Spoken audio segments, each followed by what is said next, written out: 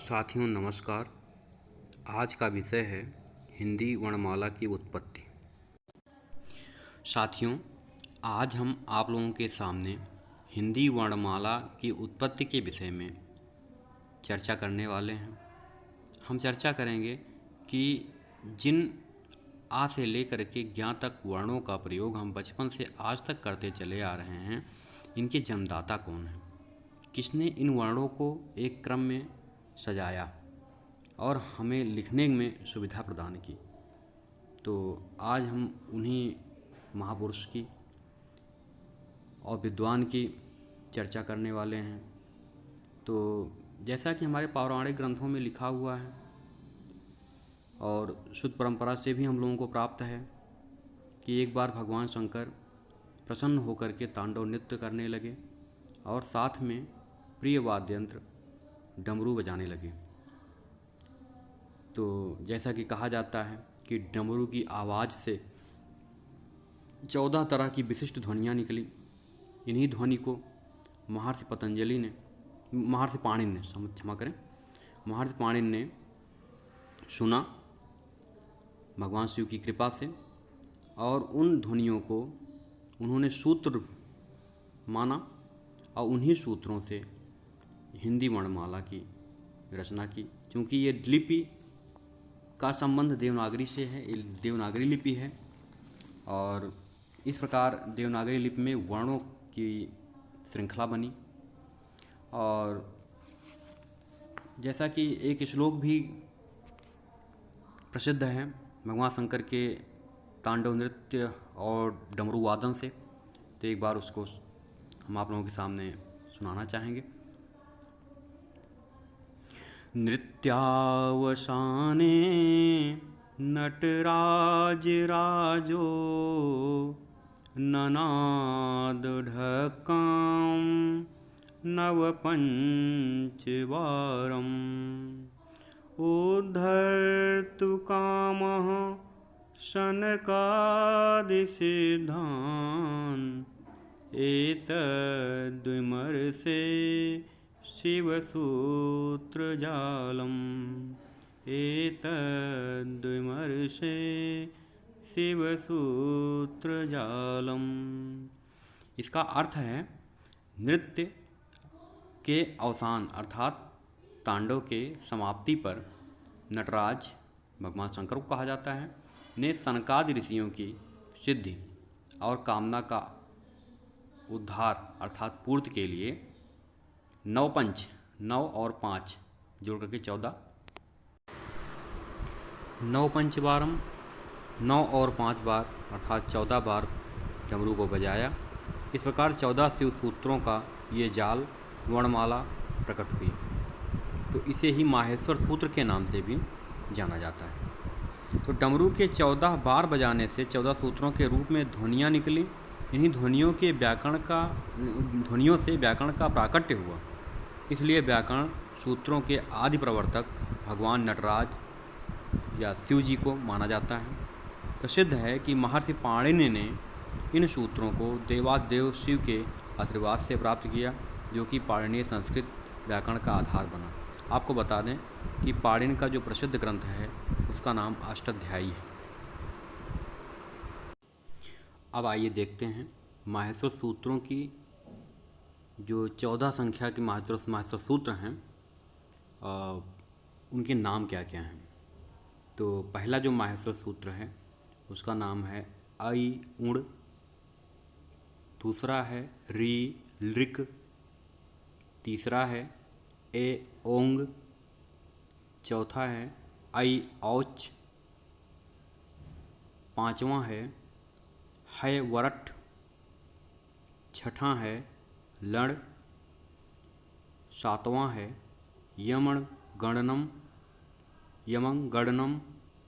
आठवां है झभें, नौवां है घड़ धस, 10वां है जब गड दस, 11वां है खप छठत चटतव, 12वां है कपय, 13वां है शक्षर, 14वां है हल। इन सूत्रों को हल अब इसमें से दो तरह के सूत्र हैं, दो प्रत्याहारों में जो महर्षि पाणिनि ने 42 प्रत्याहार बनाए। इन्हीं 42 प्रत्याहारों के आधार पर उन्होंने पूरे संस्कृत व्याकरण की रचना की। तो इनमें से दो प्रकार के प्रत्याहारों का प्रयोग उन्होंने वर्णमाला के लिए किया। इसमें से एक है अच, जिसे स्वर कहते हैं, और दूसरा है हल, जिसे व्यंजन कहते हैं। तो इनमें से जो पहले 4 सूत्र हैं, 1 से लेकर के 4 तक जो सूत्र हैं, आई उण, रील ऋक, एओंग, अयोच, इन चारों को अच कहा। अच का अर्थ है स्वर। तो इन चारों सूत्रों से हमारे स्वरों की रचना हुई, और जो नीचे के 10 सूत्र बचे, उन 10 सूत्रों से हमारे व्यंजनों की रचना हुई। उनको कहा गया हल। अच और हल, अच मतलब स्वर, हल मतलब व्यंजन। तो इस प्रकार से 14 सूत्रों से हमारे स्वर और व्यंजन की रचना हुई, और हमारा जो हिंदी वर्णमाला है इसका निर्माण हुआ। आइए अब आगे चर्चा करते हैं कि अच प्रत्याहार के अंतर्गत कौन कौन से वर्ण आते हैं। तो इन वर्णों को जानने के लिए हमें पहले ये जानना होगा कि अच प्रत्याहार में कौन कौन से सूत्र आते हैं। तो प्रथम 4 सूत्र जो मैंने आपको बताए हैं पहले भी, कि प्रथम 4 सूत्र 1 से लेकर के 4 तक ये अच प्रत्याहार के अंतर्गत आते हैं, और इन्हीं से स्वर निकलते हैं। तो अब हम अयूण से लेकर अयोच के चा तक के सभी सूत्रों के अंतिम वर्ण को छोड़कर, अंतिम वर्ण को छोड़ देंगे, क्योंकि जो अंतिम वर्ण होता है वो इत संज्ञक होता है, और संस्कृत में तस्य लोपः सूत्र से इसका लोप हो जाता है, ये शून्य हो जाता है, गायब हो जाता है। तो इत संज्ञक होने से, तो अब जब आयुण से लेकर के अयोच तक के बीच में अगर अंतिम वर्ण हटा दिए जाएं तो बचेंगे आ, ई, उ, री, ली, ए, औ, ऐ, औ। इतने वर्ण ये आपके स्वर कहलाते हैं। अ, ई, उ, री, ली, ए, औ, ऐ, औ, यही तो स्वर्ण हैं, स्वर। अब आपने अच प्रत्याहार को जान लिया, आपने जाना कि हिंदी वर्णमाला के स्वर कैसे बने। अब आपको जानना है कि हिंदी वर्णमाला के व्यंजन का निर्माण कैसे हुआ। शेष बचे हुए जो 10 सूत्र हैं, उन 10 सूत्रों से व्यंजन का निर्माण कैसे हुआ, आइए जानते हैं। आइए अब जानते हैं कि व्यंजन कैसे बने। तो हिंदी वर्णमाला के व्यंजन जो 42 प्रत्याहार हैं, उनमें से जो हल प्रत्याहार हैं उससे वर्णों को चुन करके सूत्रों के माध्यम से बनाए गए। तो अब सूत्र संख्या 5 से लेकर के 14 तक के अंतिम वर्ण को छोड़ करके बाकी जो शुरू के वर्ण हैं उन सबको ले लिया जाता है। केवल अंतिम वर्ण को छोड़ना है, बाकी सबको ले लेना है। तो पहले सूत्र देख लेते हैं 5 से 14 तक कौन कौन से हैं। हैवरट, लण, यमंगर्णम, झभय, घड़धस, जब गड़दस, खप छठत चटतौ, कपय, शक्षर, हल। ये जो 10 सूत्र बाद वाले हैं, प्रथम 4 तो अच हो गए जिन्हें स्वर कहा जाता है, जिनमें से आपको सारे स्वर मिल गए। अब जो बाद के बचे हुए 10 सूत्र हैं, उन 10 सूत्रों से आपको व्यंजन निकालने हैं। तो आइए इन सूत्रों से हम व्यंजन कैसे निकालेंगे, पहले ये जान लेते हैं कि इनसे कौन कौन से वर्ण हम निकालते हैं अंतिम वर्ण को छोड़ के, क्योंकि अंतिम वर्ण इत संज्ञक होता है और यह तस्य लोपः नाम के सूत्र से इसका लोप हो जाता है। तो इस सूत्रों में जितने सूत्र हैं 14, इनमें अंतिम वर्ण का लोप हो जाता है, इन्हें इत संज्ञक कहा जाता है। तो अब कौन कौन से वर्ण बचे इसको देख लेते हैं। हैवरट में हा, या, वा, रा, क्योंकि टा नहीं लिया जाएगा। लण में ला बचेगा केवल।